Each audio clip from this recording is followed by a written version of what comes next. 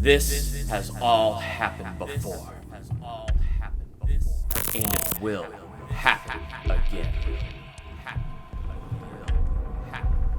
Today, we cry for the Snyder Cut. But decades ago, there was Superman 2, and there was this hidden Richard Donner cut. And then finally, after Superman Returns in 2006, we got it. And Steve from Film Trigger is going to join me to review the Richard Donner cut. Welcome to Durbania. I'm Durbin, and Steve from Film Trigger is joining me to spoiler talk Superman 2, the Richard Donner cut. I don't know why I threw the word spoiler talk in front of it, because this is an old movie, and we have two versions of it, and this came out in 2006. But Steve, thank you so much for joining. Yeah, my pleasure, man. And you always say spoiler, because that moment you don't, they're going to get you. Somebody's got it. Steve, tell us about Film Trigger and your channel and where they can find you. Oh, if you like Durbin's channel, you'll like mine. I like to talk about movies and movie news and entertainment stuff and what have you. And right now, I'm in the middle of doing a whole bunch of review series all at once, two of which being Batman, all the live-action Batman and all the live-action Superman movies. Which brings us to this one, Superman 2, the Richard Donner cut. So Steve, why are we doing this on my channel, and what's going on with you and Superman on your channel? At the time you guys see this video, my Superman 2 review will be up. Instead of doing, Superman 2 theatrical and then also the Donner cut, I figured my buddy Durbin, who I know is a huge Superman fan, that's your number one, right, Durbin? Oh, yeah. Superman is number one. I figured what better person to actually take this Donner cut discussion, head over to Durbin's channel, do a discussion with you. So now we have Superman 2, the Richard Donner cut. So a brief, bare bones history of this. So we have the Superman 2 theatrical cut. And there was a lot of turmoil that went behind the scenes with Superman the movie and Superman 2. But one of the biggest things to keep in mind, long before Peter Jackson with Lord of the Rings did a whole trilogy like one movie, you had Richard Donner, who was taking Superman 1 and 2 and filming it like it was one solid movie. They got to the point where all of Superman 1 was done and about 70% of Superman 2 was complete. And there were a lot of kinks in the wheel, but then some of the kinks really began to surface, one of which Marlon Brando didn't realize, and he was Jor-El, that he was being used for two different movies. So of course he wanted more money. And I guess they didn't want to give him that more money, which is why you don't see Jor-El at all in Superman 2, but he is all over the Richard Donner cut. And then Richard Donner got fired. Is any of this starting to sound vaguely familiar? And once he got fired, they went back and reshot a ton of footage for Superman 2. Another kink in that reel, Gene Hackman decided he didn't want to be a part of any of the reshoots. So they had to get a body double and a voice double to actually fill in Superman 2 some of that stuff they couldn't get him to come in and reshoot. Which is why you watch Superman 2 and you're like, why does that not sound like Lex Luthor? That doesn't look like the back of Lex Luthor. Now you know. But years later, Donner's missing Brando footage was found and used in Superman Returns, making it possible to complete the Richard Donner cut. Richard Donner sat in, and they re-edited this movie, and now we got this. So Steve, I've talked enough. Let's talk to you just generally. What did you think of the Richard Donner cut versus the theatrical cut? Things make sense, finally. Yes. The cool thing about doing this review series the way I'm doing it is my review for Superman 2 was before I saw the Donner cut. So I had no influence of the Donner cut when doing that review. And like now I'm actually interested, like when I was editing it, it was interesting to watch my reaction and try to predict, well, I bet the Donner cut does this, I bet the Donner cut does that, and seeing what I was right and wrong on in that aspect. But this movie answered a lot of questions that I had on my what I don't like list in my review. What I didn't like, for the most part, was things that didn't make sense, questions that seemed unanswered, which at the time I chalked up to just bad storytelling. Oh, well, they put that in for filler, just right. to fill in some time. But then watching the Donner cut, it's like, oh, well, that makes sense. Why would you ever take that out? Boy, I like this. I like it too. What do you take all this out? Oh, put that back in. The fact that they let him shoot both of these movies back to back, and then went back and reshot and redid this. Oh, how much money did they save, really? I You know. like, I mean, if I you would watch just- the two cuts, they reshot a ton, and you could see all that was the whole Paris thing was not in the Donner cut. They made all of that up for the theatrical cut. I mean, how expensive was that alone? Right, exactly. So where did they save the money exactly? I would love to actually see the spreadsheet of what they spent and what they could have spent, what they should have spent, and what they actually did spend, you know? And going back to that Paris scene, I mean, oh my gosh. That's one of my biggest issues, like right out the gate is, well, not only one of my biggest is Lois Lane herself. What a hot mess. And Donner can be blamed for that. But it just seems like, what's Lois's plan here? What is she doing? Like, what are you doing? Are you going to go up and meet these terrorists face to face and interview them? Like, what are you going to do? What are you going to do, Lois? Get your head together. and you know, it was making me mad because I was watching Superman 2, the theatrical cut, right after I watched the Donner cut for this video, and I'm like, I agreed with you first off right there. Like, what are you doing, Lois? What are your hopes? But then I got really frustrated that the terrorists were letting the hostages go as she was going up with them in the elevator, kind of hiding underneath, and I'm like, this is infuriating. I know you want the Pulitzer Prize. You want to get the angle that nobody gets. So it's like, I understand the angle they were going for because they wanted to show her. Did she even have a camera? I didn't see a camera, no. But the point is what I like best about the Richard Donner cut is how they opened that one. Because, number one, they connected it to the first one right away. And you could really see it was one cohesive vision. Yes. Because it opened with the ending of Superman the movie, where he threw those that first rocket into space right before the second rocket hit California. And when that first one went into space and exploded, it released Zod and his two cohorts. That was a cool connection to get right away.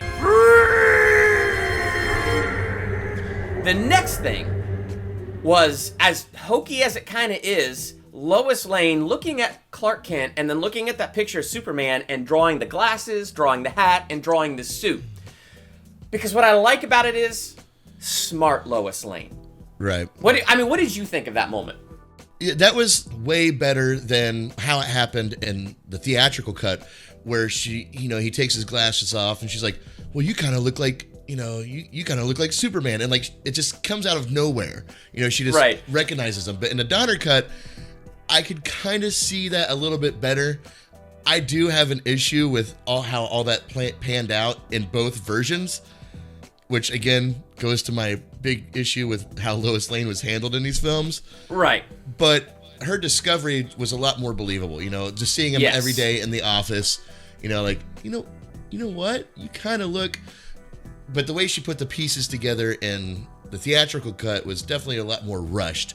Yes. Not as well thought out, or not as organic, if you will. It didn't seem, it just seemed very forced in there. So what I liked about this is you spend more time with her. Like, she knows that Clark Kent is Superman. Like, it's one of those things where I think Christopher Reeve does such a great job showing a difference between Clark Kent and Superman that if you weren't looking for it, never in a million years would you guess Clark Kent is Superman. And it's more than just the glasses. But it's also one of those things that once you see it, you can't unsee it. And I feel like that's what the Richard Donner cut did better. Once Lois saw it, she couldn't unsee it.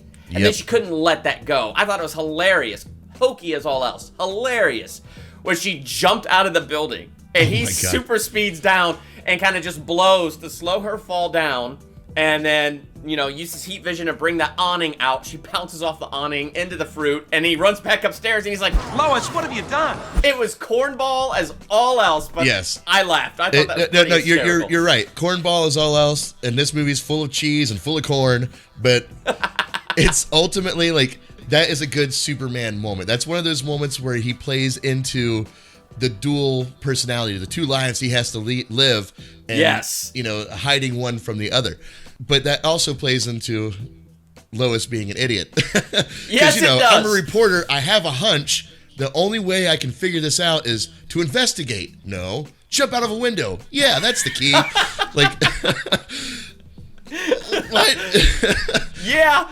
Better, though, than her confronting terrorists without a plan, in a way. Is it better? Well, the thing that makes it better is what you said before. What you said before in the theatrical cut, it was kind of rushed. Once she kind of thought that this was Superman, it was kind of rushed. She let it go, and then he tripped over the bear rug, and his hand hit the fire, and she's like, oh, you really are Superman. This one, she still doesn't let it go. She's disappointed by this first experiment. Stupid to jump out a window, because that was a huge risk. But, yeah. But you see her hold on to it longer. And so you see her really prying to figure out, like, you know, just prying into it. You are Superman. I saw it and I can't unsee it, and I'm gonna prove it. And the way she does it next, like, when I saw this, again, never seen the Donner cut before ever in my life. When I saw this, my jaw was kind of dropped. I was like, I risked my life instead of yours. Lois, don't be insane. And don't fall down, because you're just gonna have to get up again. this is dark. This is dark, man. Like, and I even told myself, no wonder they pulled this out of the theatrical cut. You know, like, I could get it. And then when I found out it was a blank, you know, when she aims the gun at him and fires, and it's a blank, then I'm like, okay, that could have played off. That could have played off better than I thought. You know, but the way Superman or Clark Kent or Kal-El or whatever we're calling him in this movie. The way he reacted to her firing that gun was one of the most Superman-esque things. Gosh. What? You realize, of course, if you'd been wrong, Clark Kent would have been killed. The way he separated himself and was like a teacher, like, hey, we need to talk about what you just did. Yeah. You know, I thought that was a very, very good element to have. And again, not sure why they took that out. I guess, like you said, they wanted to make it more hokey, more fun, more family oriented, because, you know, it was so dark to begin with. Whatever. Yeah. What's interesting about this scene, though, is this particular scene was never filmed. What we were watching when they did this scene was an audition. It was an actual audition for Christopher Reeve, you know, playing off of Margot Kidder. Really? And I thought, yeah, that scene was not a real scene. It was an audition, because they never, ever filmed it. And so to fill the gap, they had to go get that audition and stick. And that's why, like, Clark's hair keeps changing from, like, almost gelled down to, you know, kind of free flowing. And it's kind of distracting. But the reason it is that way is because this wasn't meant to be in the film. But this was all that they had to actually fill the scene and get closer to the original vision. And the thing that's hokey to me about this is when she shoots him, he would have known, Superman himself would have known it was a blank. He would have seen the bullet. He would have felt it hit him, even if it didn't hurt him. He would have known instantly that it was a blank and could have played it off. But what I love about the scene is he's all nasally. He's kind of, you know, Clark Kent hunched over. Just look, you slouch all the time. And the moment he gets shot, in an instant, he transforms and he stands up straight. And it's like, oh, dang. Superman has entered the room. Yeah. That performance is killer. No, you're absolutely right. I mean, to me, now that I've learned that was an audition, really shows me that Christopher Reeves knew exactly what he was going to do with this role before they started filming. And that's a really cool thing to know, man. Thanks for sharing that piece of information. And now it makes a lot more sense. Now in hindsight, I can see why that part was such a tonal difference. You know, like it tonally, it was completely different than the rest of the movie, and now that makes a lot more sense. So yeah, and that, to me, that was just a really cool little thing to learn myself, and so that was really cool. And then one of the things, okay, so since we're talking darker, because that was kind of dark, instead of him tripping over a bear rug, and he didn't want to reveal his identity with his mind, but he wanted to with his heart, and we go a little bit darker where she points a gun at him. Let's go a little bit darker. One of the things that I noticed this time around in the Richard Donner cut, when Zod, Non, or is it Nod? Who cares? It's Non, N-O-N. Okay, Non and Ursa. When they first arrive and they start taking over that town, so I'm kind of skipping forward to them taking over that town. There's a scene in the Richard Donner cut where this kid jumps on a horse to ride out of the town as fast as he can to go and inform everybody. And Non earlier had ripped the little red siren light off of the police car, and he wanted to present it to Zod because Zod said it reminded him of the red sun of Krypton. And Zod's like, you idiot. But when Non had that, he took it and threw it like a rocket, and it killed that kid. Yeah, that's right. That's right. He was only a boy.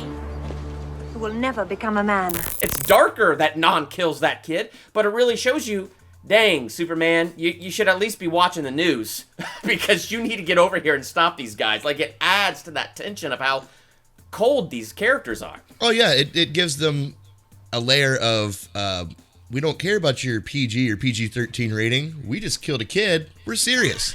Yeah. Where's your president? Yes. You know, where's your leader of your world or whatever? Think color. I beg you. Okay, so talking about the theatrical cut for just a second. If you can't get Brando, you can't have Jor-El. I thought, yeah, that's smart. That's clever that you made it his mom. So now we're getting both the parents, and like that was pretty cool. But throwing Brando back into it, number one, it connects it back to Superman the movie and gives it that complete vision, that complete feel. But did you feel this, Steve? Bringing Marlon Brando back as Jor-El added more gravity to Superman 2? Oh, absolutely. I mean, there was obviously a void there from the theatrical cut. Like, I remember in my notes watching it and in my review, I was very aware that he wasn't there. Yes. You know, but like you, I did pass it off like, well, you know, if you're not going to have him, this makes more sense, or this makes sense. You know, like it wasn't that far of a departure to believe that, you know, she would also be involved in some of these crystal lessons. But yeah, there was a huge void in that movie, and having him in the Donner cut, absolutely, just it seemed to tie the two movies together a lot better, a lot smoother, and yeah, it just made a lot more sense. Of course, it made a lot more sense. That's the way it was supposed to be. For me, the strongest thing about Brando being back, the strongest thing was him losing his powers and him getting his powers back. Yes. And in the theatrical cut, you have some of that cheesy stuff. Like, he's wearing the Superman suit, he goes in the chamber, it turns red, he comes out wearing normal human clothes. And it's like, how would that affect his clothes? What on earth is that? And, you know, and there is some strength where the mother is sitting there saying, hey, this is a really big choice, so think about it. But when they had Brando, the lines between Christopher Reeve and Brando were more powerful. Yours is a happiness. The fulfillment of your mission, the inspiration you must have felt. You must have felt that happiness within you. And then Superman like, yeah, but isn't it my turn to be happy? And my turn to have love? Like, the argument between those two was so much more powerful. But the most powerful moment, and then I'm going to let you talk. Sorry, I'm on a rant right now. Oh, no, but I love your rants. The most powerful moment of that is when he's in the chamber and it's turning red and he's losing his powers. It cuts to Lois, who's standing up there watching this. And then Jor-El shoots her this look. No lines, no words. They just look at each other for a brief moment and make eye contact. And then she backs away and hides. Yep. And I'm just like, oh my gosh. I mean, on top of Zod killing kids, now we have just added 10 times more weight to how bad of a decision this was for Clark in this moment. Like, what did you think of that? The theatrical cut version of that, my review for that, I had a huge issue with Lois in that scene. Like, I was, before knowing what the Donner cut had for me, I was essentially Jor-El looking at Lois the way Jor-El did, but, you know, at the TV. I was like, woman, do something, say something, Yes. tell him no. You know, like, I was put in that position while watching the theatrical cut. So when I saw the Donner cut, I'm like, yeah, you shoot her dirty look, you know? Like, absolutely, man. You know, but yes, that scene has so much more to it. In the Donner cut, it's the story being told is a lot richer. There's a lot more at stake, you feel like, even though Yes. it's the same thing, but it's a harder decision for Superman and a harder decision for Jor-El to watch it happen. And even Yes. Lois is like, oh crap, I screwed up. Let me back up. You know, and that's one thing that the theatrical cut was lacking, was that heart and the sacrifice and the bad choices. You know, the theatrical cut didn't have that. Like, I was very confused why Superman was even doing this. Like, I couldn't understand why he was doing this, how he even got his powers back. You know, oh, I can't wait to get into that, but yeah. You know, but yeah, for me, from my perspective, he's just like, okay, yeah, you don't want your powers? Yeah, go into this Kryptonian tanning booth, and there, you don't have powers anymore. All right, see you later. Bye, it son. Is a tanning booth. Yes, it's the exactly red what it is. sun rays. It's a tanning booth. It's a tanning booth. Oh, that's great. In both versions, though, I gotta say, there's something that kind of ticks me off, because I feel like everybody is so darn wrong. And the reason I think that is because of 10 years of watching Smallville. They actually brought this up in the final season of Smallville, where Lois is the one who wants to break up with Clark because she's afraid that if all of his focus is on her and he loves her, then he can't save the world. Yeah. And it takes Chloe to come in and say, no, you ground him. You are what reminds him of why he's doing what he's doing. If he's on all the time, he's going to have a breakdown. You are essential.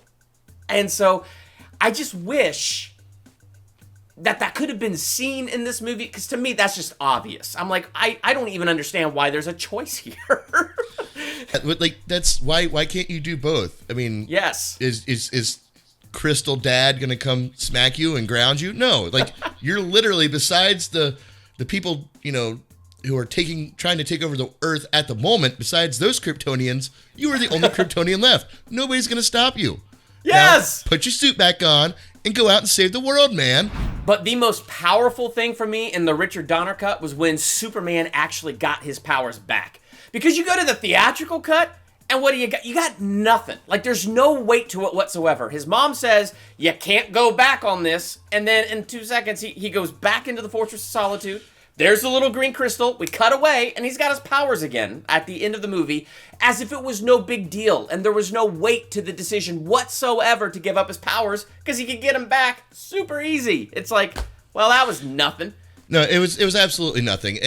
But yes, the weight that Jor-El had when he was in the Donner cut, the presence that he brought, the true cost of what Superman could have lost the first time and did lose the second time, when he wanted his powers back, there was something to take and give. There wasn't just like, hey, I changed my mind.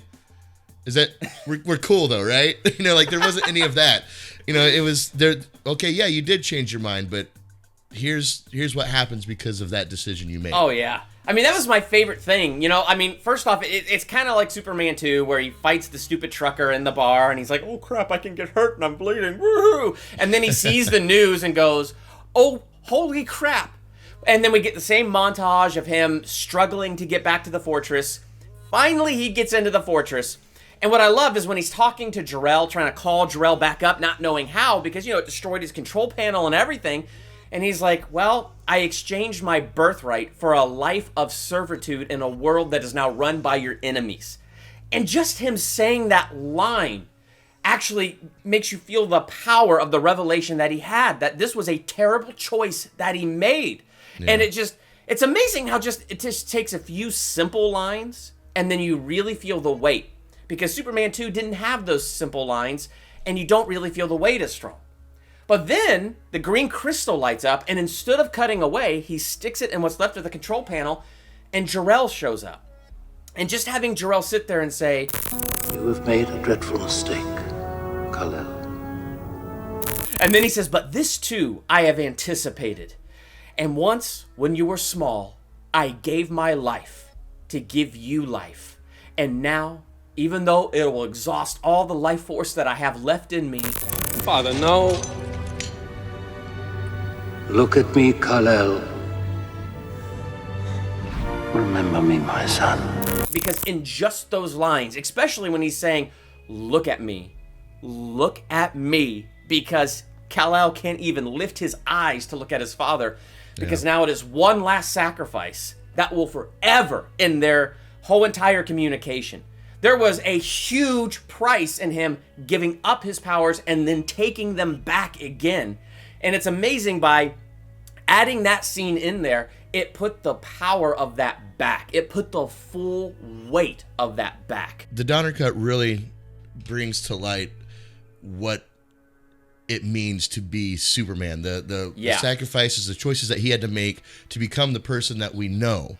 To become, now we already saw, like in the previous movie, the full of hope Superman, but how does that hope get reaffirmed? by losing everything. Yeah. And we get that in this movie, and we feel it. We don't just feel, it's not a minor hiccup. It's a major thing that happened to him that's going to readjust everything that he does in the future as Superman. You know, yeah, I mean, lost Jor-El. He lost his Kryptonian father twice now, and that's insane. Yep. Now, let's. One thing, if you guys watch my channel, one thing you'll see me do is I come across things I call petty points, where like it's not really a critique value, but I'm just like, it's a little weird. One of the things I've noticed is, you know, when Clark Kent is traveling back to the Fortress of Solitude, right? Yeah. You know, that heartening journey. You see him struggling, right? Yes. He probably should have just rode with Lex Luthor, because Lex Luthor seemed to do just fine getting there. I'm just saying. Yes. First hot air balloon to snowmobile. Yeah, right. Just track down Luthor. That'll be far easier. Right. Yeah. Say, hey, point. Luthor. Yes. Here's a petty point. Maybe this isn't petty.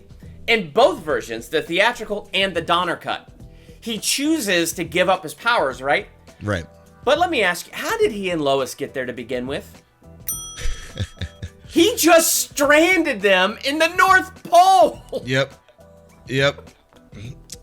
I remember that. That's exactly what a petty point is. Yes. It's not something you can really, you know, critique on, but it's like, you know what? Now that I'm thinking about it, that was dumb. Yes. Yeah, it's like some of that you just have to chalk up to 70s hokiness. I don't know why certain points like that weren't thought of, but for me, it's that overall thing. We went from Lara, you know, Jor-El's wife being kind of there, and just a few things where we don't get the full weight of it, to Jor-El being there, to the dirty look that he gave Lois Lane that made you go, oh crap, all the way to this, I now sacrifice myself for you again. It kind of makes some of those petty points forgivable, but you can't get them out of your mind. They're like a splinter that you can't get out. That's a perfect way to put that. Yes. And that's to me what the theatrical cut is. It's just a giant splinter. Oh man. So now this is where, okay, so what we've seen is a lot of examples where they try to cut back a lot of the hokiness and add in a little bit more weightiness. And there's not a ton of differences in the Metropolis fight, but what you notice in that Metropolis fight is they cut a lot of the cheesy things, like when all three are doing the, you know, blowing across Metropolis, and it cuts all the crazy gags. Yeah, the guy on the payphone, the two guys on the payphone. I counted two last time. Yeah. But they cut a lot of that to try to keep the weight of it a little bit stronger. But where I was most noticing the differences is when they go to the Fortress of Solitude. Steve, let's start with you, because you just reviewed this. Yeah. What is your review of the final fight scene in the theatrical cut of Superman 2 in the Fortress of Solitude? I still can't wrap my head around the cellophane S. Yes. What is that? I can't. I don't even. Somebody wrote that down on a piece of paper. Other people looked at it and said, "Wow, what a great idea." I can't figure that one out. I think there's a Family Guy episode that I watched that described that perfectly. What was that? Yeah, take that, you jerk. That was a minor inconvenience. Yeah, well, that's the idea. Slowed you down, I'll say. Yeah, everything that happened in that theatrical cut, like, let's just have our wacky funhouse mirror of powers that we all of a sudden now have. You know, like, what is going on here? That's what it is. It's a funhouse. It's a funhouse mirror effect.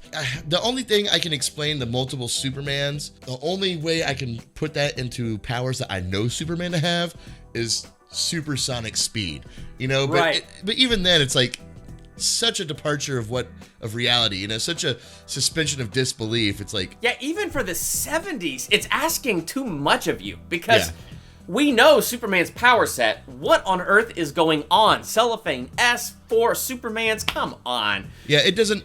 It's audience popcorn movie, you know. You know, people just sitting there going, "Oh yay! Oh, look, he did that. He did that. Does it make sense? I don't care."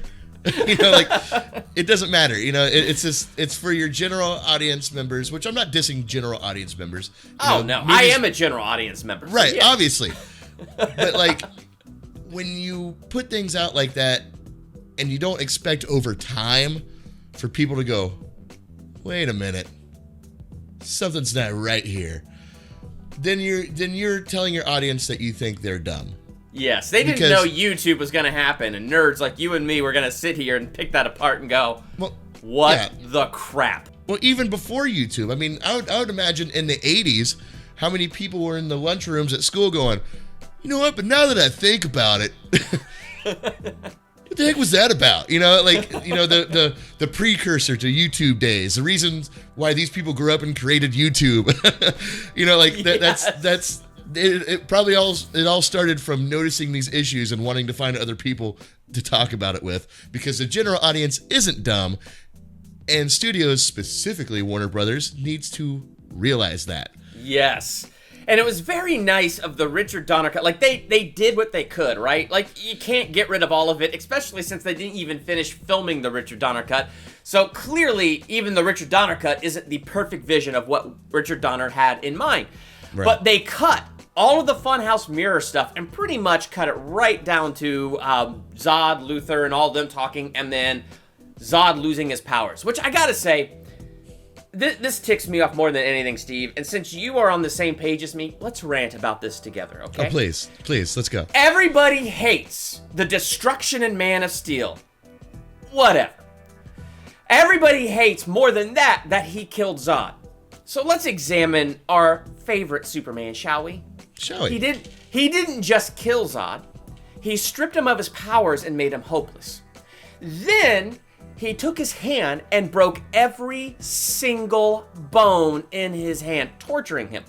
Then he picked him up and threw him up against the wall and down a pit. So if he didn't die from the fall, he was left to die of starvation, dehydration, a miserable, awful death.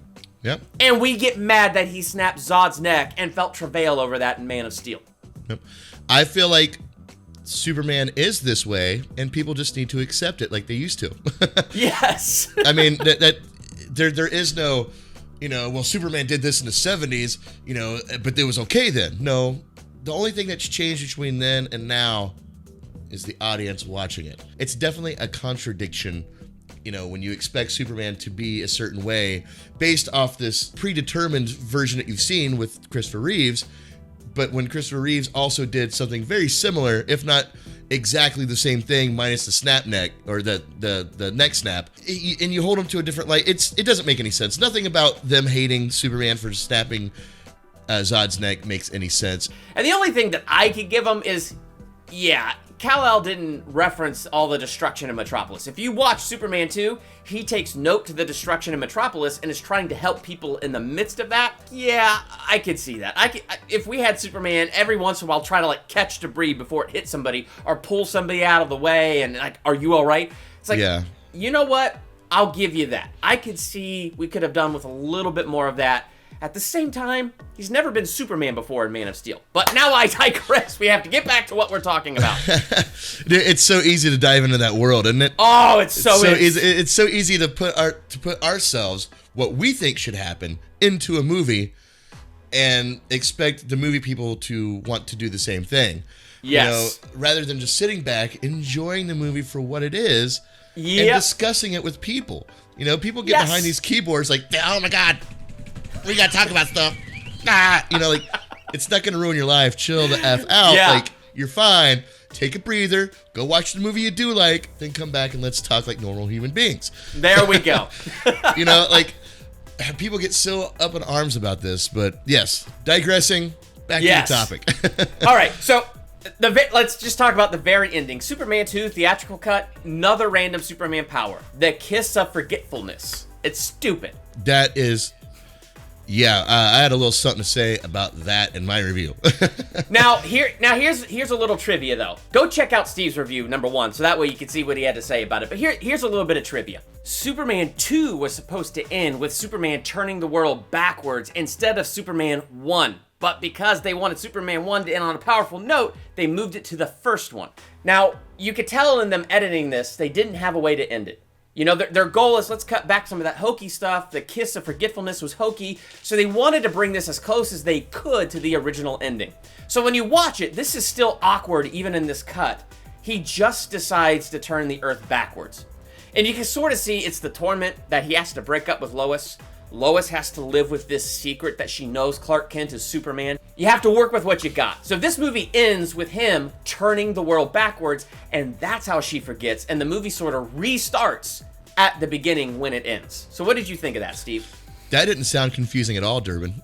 I know, right? The time travel is so easy to comprehend. Donner cut or no Donner cut, erasing people's minds, changing the way history pans out by rewinding history and starting over is a rob to the audience. The audience doesn't deserve that. It's a dream sequence type of situation where you just invested a bunch of your time in a movie for no reason. Yeah. So either way, Donner cut or Superman 2, both endings, meh. I still don't like that aspect. It's a cheat. It makes me wonder if in the original Donner cut, when they were filming this back in the day, if the original vision wasn't to basically take it all the way back to the beginning of Superman 2 and then, somehow Superman 2 never happened. I wonder if it was kind of like Superman 1, where he just took it back a little bit so that she didn't die. There's a part... Right, that's what I would imagine. What I was going for? Yeah. To me, that makes more sense. That would be a Superman integrity. That wouldn't be a restart button. That'd be, I have this power, I can use it to save this one person's life in particular. Yeah. Because, and this one, the restart button made no sense. No, I was just going to say, in this one, the restart button made no sense. Because, as far as I know, Superman 1 still ended, that bomb still exploded in space, and it still released Zod. So all he did was like start another movie where he stayed Superman and beat him faster? I don't know. Don't dive too much into it, Durbin. Just let it go. Let it go. I'll let it go. Hey, look, Richard Pryor's in the next one. Yay! What? Oh. But as a whole, I like the Donner cut better. It has more weight to it. They took away a lot of the hokiness, and it's just the decision for him to lose his power. It was more of a choice in this one that you really felt that was a bad choice, which is what the movie wanted you to feel in the first place. So I feel like in terms of that, it was better. It still has got tons of holes and tons of problems, but it was closer to what they originally intended, and I did like seeing that. See, I see what you say, and I raise you that it doesn't have a ton of holes and a ton of problems. I think Superman 2, the theatrical cut, has a ton of holes and a ton of problems. This one has a lot less than that. Right. It's definitely more fluid. You can understand exactly the integrity of the characters and why they're doing these things, except for Lex Luthor, because he's just a throwaway character in both movies. But true story. Yep. Give me a reason. He kind of is. Why I is he can't there? argue with you. Why is he there? Yeah. But if there's ever a question of which version to see when it comes to a movie, and I'm not talking about director's cuts that they market on Blu-rays, just to sell Blu-rays, but when you have a movie that came out, but there's another vision out there that the studio doesn't want you to see, that one's probably going to be better. Yeah. That's my experience so far. #release the Snyder Cut. It's amazing the parallels between what's going on with Zack Snyder and what happened with this Donner Cut. Oh yeah. It's uncanny. I know once we see the Snyder vision in full force, things will probably make a lot more sense to people for Batman v Superman and Man of Steel. Because when you rob people of that full vision like they did with Donner Cut, then you're missing a lot of key elements that were supposed to be in these movies, and you're not getting the full flavor. You're getting diet Superman. And I don't want diet Superman. I want full fat. Right. Same Superman look, half the calories. All right, Steve. One more time. Where can people find you and find all your Batman and Superman reviews? Oh, yes. Batman and Superman reviews. You can come over to my channel, Film Trigger. I am the only Film Trigger on YouTube. Get all caught up on my full Batman reviews and subsequently my Superman reviews leading up to Batman versus Superman.